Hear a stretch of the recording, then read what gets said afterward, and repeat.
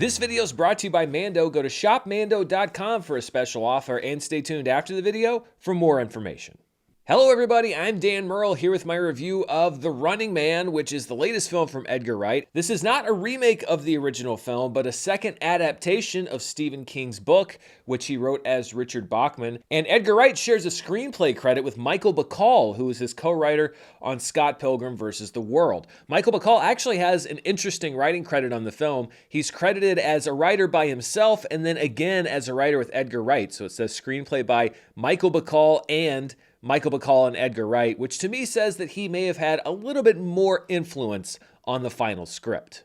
Glenn Powell stars as Ben Richards, a blacklisted worker who's desperate for money to support his daughter's medical needs. That desperation drives him to audition for and agree to compete on The Running Man, a popular television show where 3 competitors are set loose in the world to try to survive for 30 days, constantly stalked by the show's lethal hunters and also trying to avoid the public, who can earn huge paydays for reporting the whereabouts of the contestants. The Running Man takes place in the United States where the media, the elite, and the government have all merged to form one powerful unit where wealth is reserved for a very small number of people and where the rest of the folks are left in an unaffordable wasteland where even things like basic medical care are cost prohibitive. The original novel is set in the year 2025, but the movie smartly doesn't actually say what year it is, because can you imagine setting a story like that and saying that it's set today?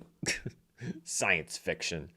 The producer of The Running Man is the charismatic but brutal Dan Killian, played by Josh Brolin as a perfect slimy producer. Coleman Domingo plays Bobby T, the host of the show, a role that allows Domingo to take full advantage of his own endless charisma.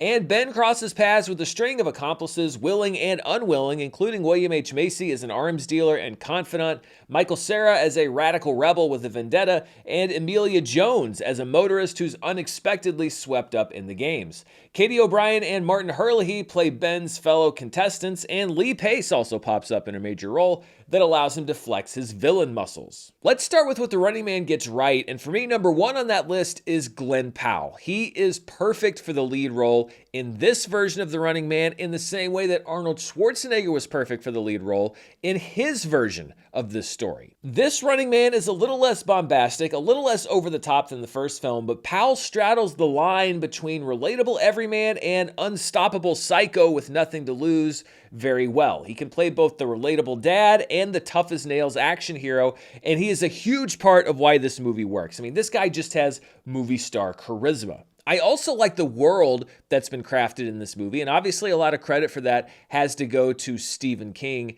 This isn't just Ben versus the hunters. This is also Ben versus the system, and from the very beginning, he and his fellow contestants are painted as thieves and freeloaders in order to turn the public against them so that they'll report them and make the game harder to win, when really all Ben did was to report dangerous workplace conditions. That lands him on the no hire list and on the bad side of the system which runs everything. This would be a hard game to win on an even playing field, but it's impossible when the minds behind the game are also manipulating what's happening, and watching Ben attempt to turn those tables generates a lot of the movie's humor and also suspense.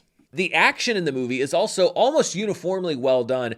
I'm sure that not all of it was shot practically, but most of it looks like it was shot practically, and it's all done in a very frenetic way, in a very energetic way. Because so many of Edgar Wright's films split genres, usually as comedy films, I don't know if he gets the credit that he should for his action directing. Baby Driver is really the only one that puts the action front and center. But even going back to Scott Pilgrim and Hot Fuzz and The World's End, Edgar Wright has always been able to put together a really good action sequence, and there was only one that I thought dipped its toe too far into the shaky camera, frenetic cutting cliche that we've seen in so many other action movies.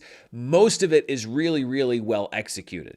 In addition to Edgar Wright, I have to give props to cinematographer Chung Hoon Chung, who shot the original Old Boy and The Handmaiden in South Korea and has done several Hollywood films, including It, Heretic, and Wright's last film, Last Night in Soho. This world feels real, and the cinematography plays a big part in that, substituting grit and grime for the original film's flash and pizzazz. The score from Oscar winner Stephen Price is also really strong. It's a great action movie score. He first teamed up with Edgar Wright on The World's End, and his work, along with Edgar Wright's ear for existing music, gives this an audio propulsion that works well for the film. And editor Paul Mackless, who's been working with Edgar Wright since Scott Pilgrim vs. the World, also does a great job cutting the sequences together. Edgar Wright gets, rightfully, a lot of credit for being a great director, but he should also get credit for putting together an incredibly talented team of collaborators. If The Running Man had been a 100-minute movie, I think this film would have flied. It would have been like a bullet shot out of a gun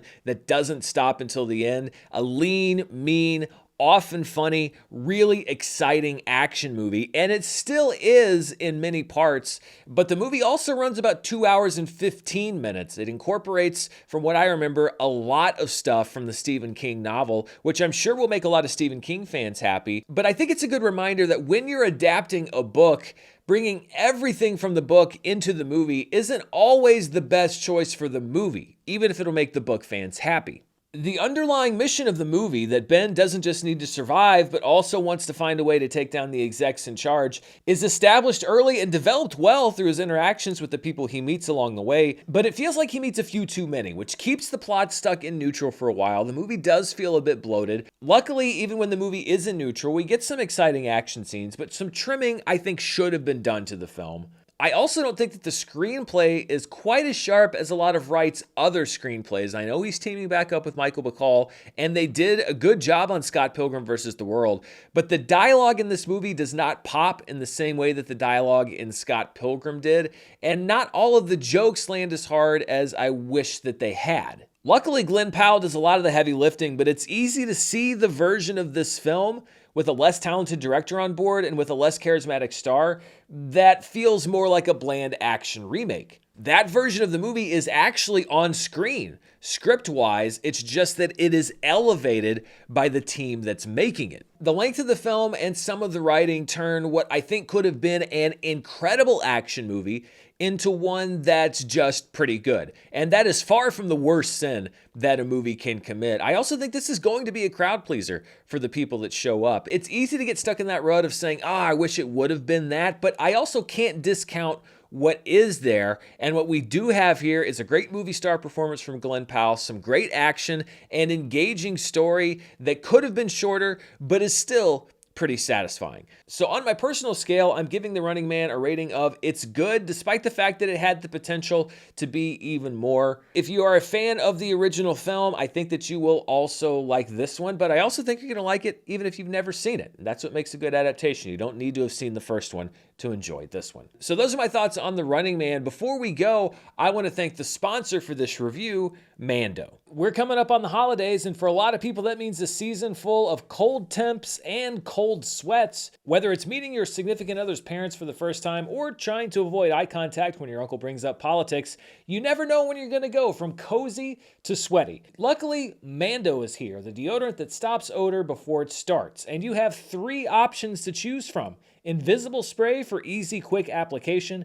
solid stick for that traditional deodorant experience, and invisible cream for those hard-to-reach areas. Personally, I'm a spray and stick combo guy. Mando's not just for under your arms. It is safe to use anywhere on your body, and it's powerful enough to fight the toughest body odor, but gentle enough to apply wherever you want. You know where I'm talking about. I am an everyday Mando user. I think last time I did one of these, I showed you my Mando drawer in my bathroom, and I'm actually glad that Mando keeps me well stocked because I am a sweater, especially in a sweater, and I don't want to have to worry about whether my BO is mixing in with the smell of the pumpkin pie. Just let that holiday freshness come through.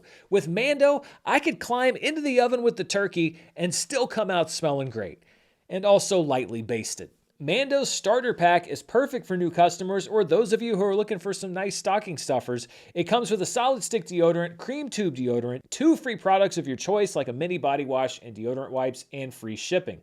And as a special offer for fans of the show, new customers get 20% off site-wide with my exclusive code. Use code DAN at shopmando.com for 20% off site-wide. plus free shipping. That's shopmando.com. Please support the show and tell them that I sent you. Mando's got you covered with deodorant plus sweat control. You can say goodbye to sweat stains and hello to long-lasting freshness.